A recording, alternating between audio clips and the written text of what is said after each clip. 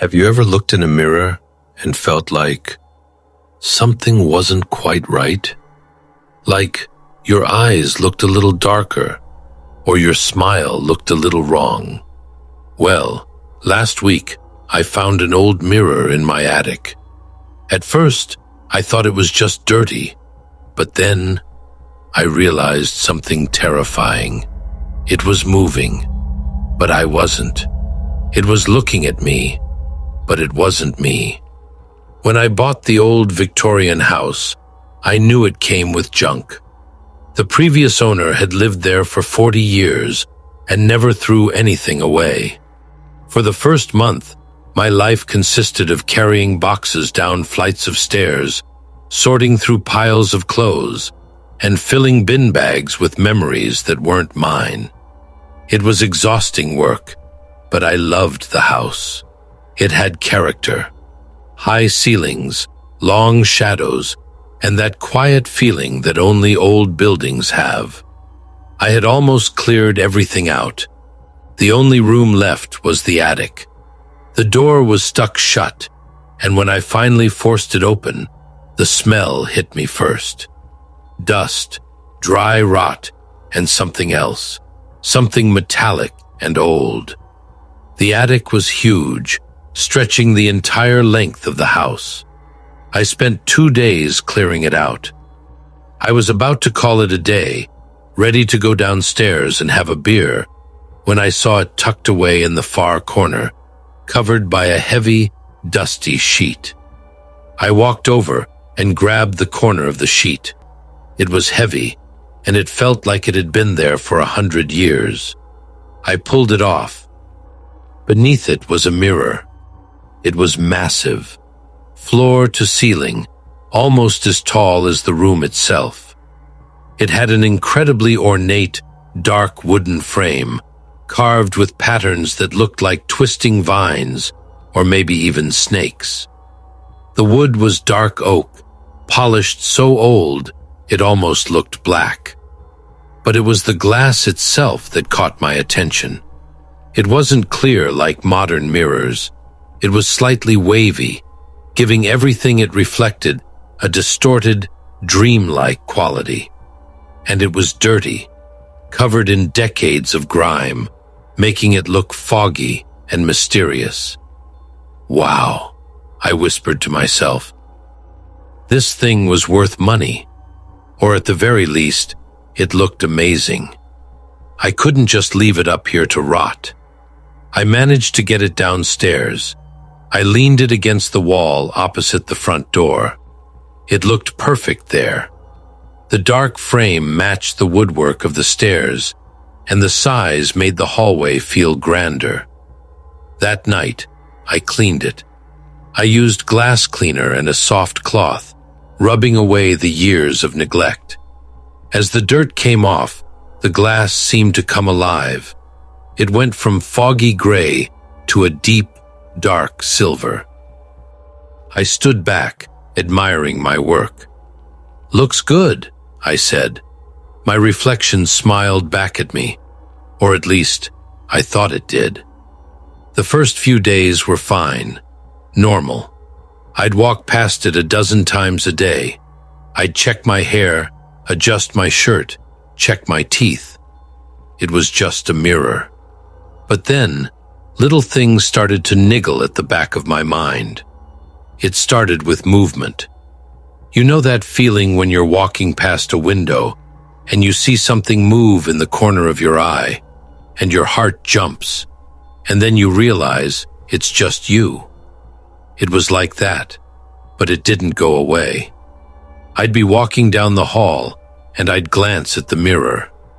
I'd see my shape moving, but it felt wrong.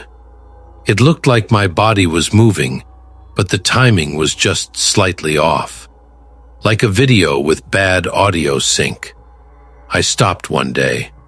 I stood still, 10 feet away from it. I took a step forward. My reflection took a step forward.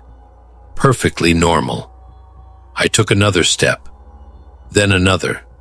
Fast, quick steps. I watched carefully. and there it was. Just a fraction of a second. A tiny delay. My foot hit the floor, and half a second later, the reflection's foot hit the floor. I laughed nervously. I told myself it was just the shape of the glass. The waviness played tricks on the eyes. It was an optical illusion, that's all.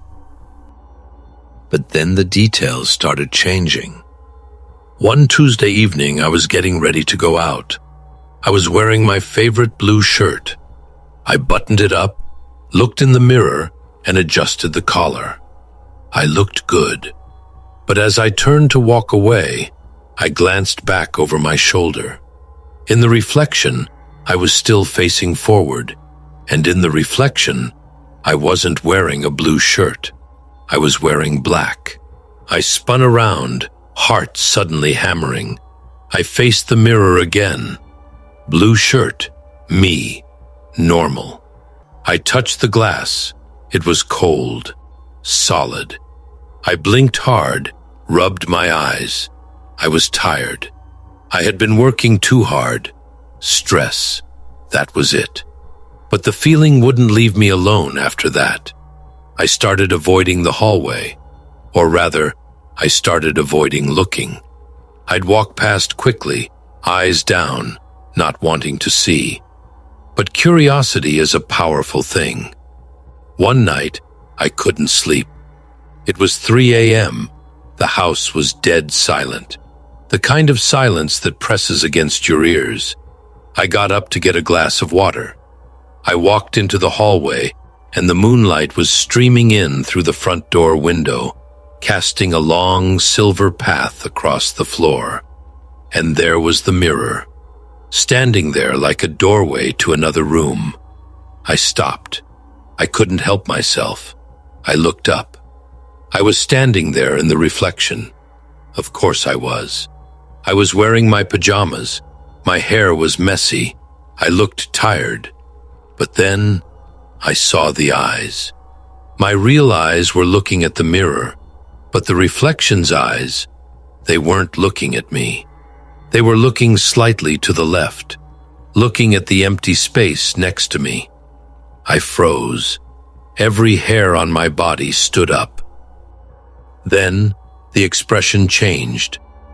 It started to smile. A wide, stretching, unnatural smile. Too wide, like a mask being pulled apart. I took a step back. "Who are you?" I whispered. The reflection opened its mouth. It wasn't my mouth. It was too dark inside. And then words started to appear, like steam on a window. "You took your time." I gasped. The air left my lungs. "I've been waiting for you to clean the glass." The words wrote themselves in white mist against the silver. "Now I can see you clearly." "What do you want?" I managed to choke out. The mist changed. "Trade places." "No," I shook my head. "Leave me alone." "You brought me here," the words appeared. "You uncovered me. You invited me." The glass started to change. The silver surface seemed to turn liquid. The distortion got worse. The room behind me in the reflection wasn't my hallway anymore. It was dark. It was red. It looked wrong.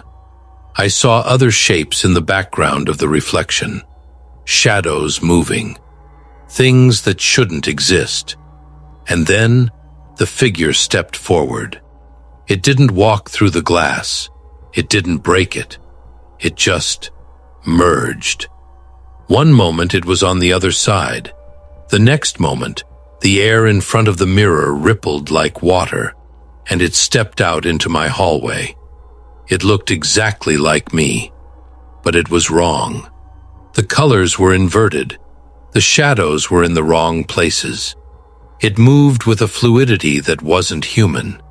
It stood there, inches away from me. I could feel the cold radiating off it.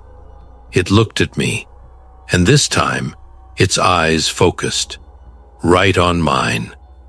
"My turn to live in the light," it whispered.